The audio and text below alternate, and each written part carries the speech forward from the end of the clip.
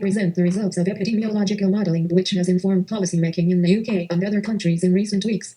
In the absence of a COVID-19 vaccine, we assess the potential role of a number of public health measures, so-called non-pharmaceutical interventions, NPIs, aimed at reducing contact rates in the population and thereby reducing transmission of the virus. In the results presented here, we apply a previously published microsimulation model to two countries, the UK, Great Britain specifically, and the US. We conclude that the effectiveness of any one intervention in isolation is likely to be limited, requiring multiple interventions to be combined to have a substantial impact on transmission. Two fundamental strategies are possible: A. Mitigation, which focuses on slowing but not necessarily stopping epidemic spread, reducing peak healthcare demand while protecting those most at risk of severe disease from infection, and B. Suppression, which aims to reverse epidemic growth, reducing case numbers to low levels and maintaining that situation indefinitely. Each policy has major challenges. We find that optimal mitigation policies, combining home isolation of suspect cases, home quarantine of those living in the same household as suspect cases, and social distancing of the elderly and others at most risk of severe disease, might reduce peak healthcare demand by 2-3 and deaths by half. However, the resulting mitigated epidemic would still likely result in hundreds of thousands of deaths and health systems, most notably intensive care units, being overwhelmed many times over. For countries able to achieve it, this leaves suppression as the preferred policy option. We show that in the UK and US context, suppression will minimally require a combination of social distancing of the entire population, home isolation of cases and household quarantine of their family members. This may need to be supplemented by school and university closures, though it should be recognized that such closures may have negative impacts on health systems due to increased the 16th of March 2020 Imperial College COVID-19 response team DOI. https://doi.org/10.25561/77482, page 2 of 20 absenteeism. The major challenge of suppression is that this type of intensive intervention package, or something equivalently effective at reducing transmission, will need to be maintained until a vaccine becomes available, potentially 18 months or more, given that we predict that transmission will quickly rebound if interventions are relaxed. We show that intermittent social distancing, triggered by trends in disease surveillance, may allow interventions to be relaxed temporarily in relative short time windows, but measures will need to be reintroduced for when case numbers rebound. Last, while experience in China and now South Korea show that suppression is possible in the short term, it remains to be seen whether it is possible long term, and whether the social and economic costs of the interventions adopted thus far can be reduced. The 16th of March 2020 Imperial College COVID-19 response team DOI. https://doi.org/10.25561/77482, page 3 of 20 introduction. The COVID-19 pandemic is now a major global health threat. As of 16th March 2020, there have been 164,837 cases and 6,470 deaths confirmed worldwide. Global spread has been rapid, with 146 countries now having reported at least one case. The last time the world responded to a global emerging disease epidemic of the scale of the current COVID-19 pandemic with no access to vaccines was the 1918-19 H1N1 influenza pandemic. In that pandemic, some communities, notably in the United States, US, responded with a variety of non-pharmaceutical interventions, NPIs, measures intended to reduce transmission by reducing contact rates in the general population. 1. Examples of the measures adopted during this time included closing schools, churches, bars and other social venues. Cities in which these interventions were implemented early in the epidemic were successful at reducing case numbers while the interventions remained in place and experienced lower mortality overall. 1.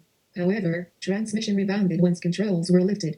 Whilst our understanding of infectious diseases and their prevention is now very different compared to in 1918, most of the countries across the world face the same challenge today with COVID-19, a virus with comparable lethality to H1N1 influenza in 1918.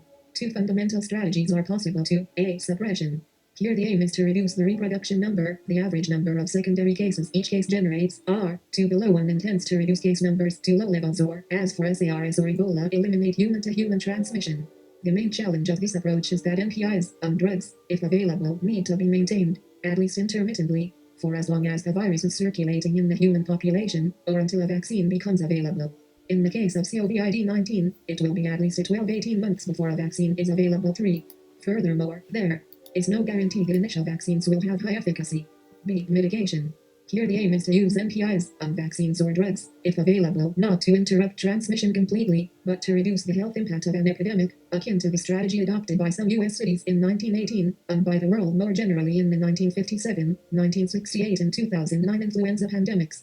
In the 2009 pandemic, for instance, early supplies of vaccine were targeted at individuals with pre-existing medical conditions which put them at risk of more severe disease. 4. In this scenario, population immunity builds up through the epidemic, leading to an eventual rapid decline in case numbers and transmission dropping to low levels.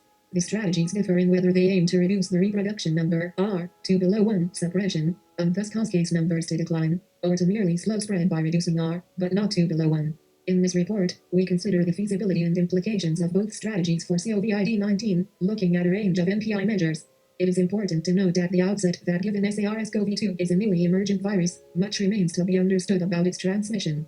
In addition, the impact of many of the NPIs detailed here depends critically on how people respond to their introduction, which is highly likely to vary between countries and even communities. Last, it is highly likely that there would be significant spontaneous changes in population behavior even in the absence of government-mandated interventions.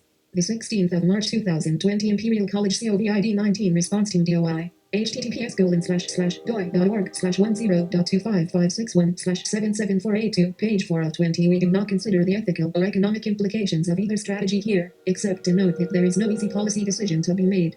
Suppression, while successful to date in China and South Korea, carries with it enormous social and economic costs which may themselves have significant impact on health and well-being in the short and longer term. Mitigation will never be able to completely protect those at risk from severe disease or death, and the resulting mortality may therefore still be high. Instead, we focus on feasibility, with a specific focus on what the likely healthcare system impact of the two approaches would be. We present results for Great Britain, GB, and the United States, US, but they are equally applicable to most high-income countries. Methods. Transmission model. We modified an individual-based simulation model developed to support pandemic influenza planning 5.6 to explore scenarios for COVID-19 in GB. The basic structure of the model remains as previously published. In brief, individuals reside in areas defined by high-resolution population density data. Contacts with other individuals in the population are made within the household, at school, in the workplace, and in the wider community. Census data were used to define the age and household distribution size. Data on average class sizes and staff-student ratios were used to generate a synthetic population of schools distributed proportional to local population density. Data on the distribution of workplace size was used to generate workplaces with commuting distance data used to locate workplaces appropriately across the population. Individuals are assigned to each of these locations at the start of the simulation. Transmission events occur through contacts made between susceptible and infectious individuals in either the household, workplace, school, or randomly in the community, with the latter depending on spatial distance between contacts. Per capita contacts within schools were assumed to be double those elsewhere in order to reproduce the attack rates in children observed in past influenza pandemics 7. With the parameterization above, approximately one-third of transmission occurs in the household, one-third in schools and workplaces, and the remaining third in the community. These contact patterns reproduce those reported in social mixing surveys 8. We assumed an incubation period of 5.1 days 9-10. Infectiousness is assumed to occur from 12 hours prior to the onset of symptoms for those that are symptomatic, and from 4.6 days after infection in those that are asymptomatic with an infectiousness profile over time. It results in a 6.5-day mean generation time. Based on fits to the early growth rate of the epidemic in Wuhan 10, 11, we make a baseline assumption that R0 equals 2.4, but examine values between 2.0 and 2.6.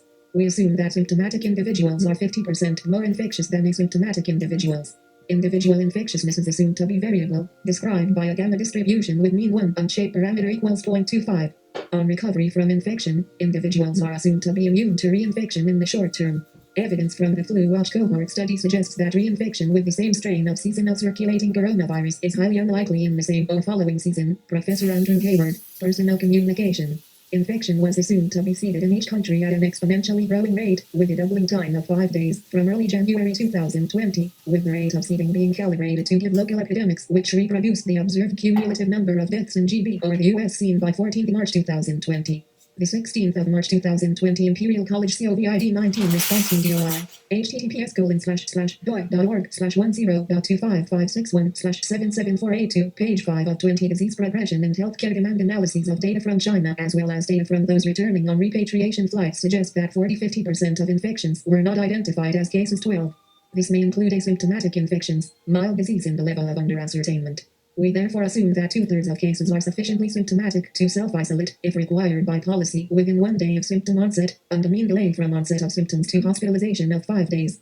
The age-stratified proportion of infections that require hospitalization and the infection fatality ratio, IFR, were obtained from an analysis of a subset of cases from China 12. These estimates were corrected for non-uniform attack rates by age and when applied to the GB population result in an IFR of 0.9% with 4.4% of infections hospitalized, Table 1. We assume that 30% of those that are hospitalized will require critical care, invasive mechanical ventilation or ECMO, based on early reports from COVID-19 cases in the UK, China and Italy. Professor Nicholas Hart, Personnel Communication. Based on expert clinical opinion, we assume that 50% of those in critical care will die, and an age-dependent proportion of those that do not require critical care die, calculated to match the overall IFR. We calculate bed demand numbers assuming a total duration of stay in hospital of 8 days if critical care is not required, and 16 days, with 10 days in ICU if critical care is required. With 30% of hospitalized cases requiring critical care, we obtain an overall mean duration of hospitalization of 10.4 days, slightly shorter than the duration from hospital admission to discharge observed for COVID-19 cases internationally 13, who will have remained in hospital longer to ensure negative tests at discharge, but in line with estimates for general pneumonia admissions 14. Table 1. Current estimates of the severity of cases. The IFR estimates from Verity at AL.12 have been adjusted to account for a non-uniform attack rate, giving an overall IFR of 0.9%, 95% credible interval, 0.4%-1.4%. Hospitalization estimates from Verity at AL.12 were also adjusted in this weighing scale to match expected rates in the oldest age group, 80 plus years, in the GBUS context. These estimates will be updated as more data accrue. Age group. Years. Percent symptomatic cases. Requiring hospitalization. Percent hospitalized cases. Requiring critical care. Infection fatality ratio. 0 to 9.1%, 5.0%, 0.002%, 10 to 19.3%, 5.0%, 0.006%, 20 to 29, 1.2%, 5.0%, 0.03%, 30 to 39, 3.2%, 5.0%, 0.08%, 40 to 49, 4.9%, 6.3%, 0.15%, 52, 59, 10.2%, 12.2%, 0.60%, 60 to 69, 16.6%, 27.4%, 2.2%, 70 to 70.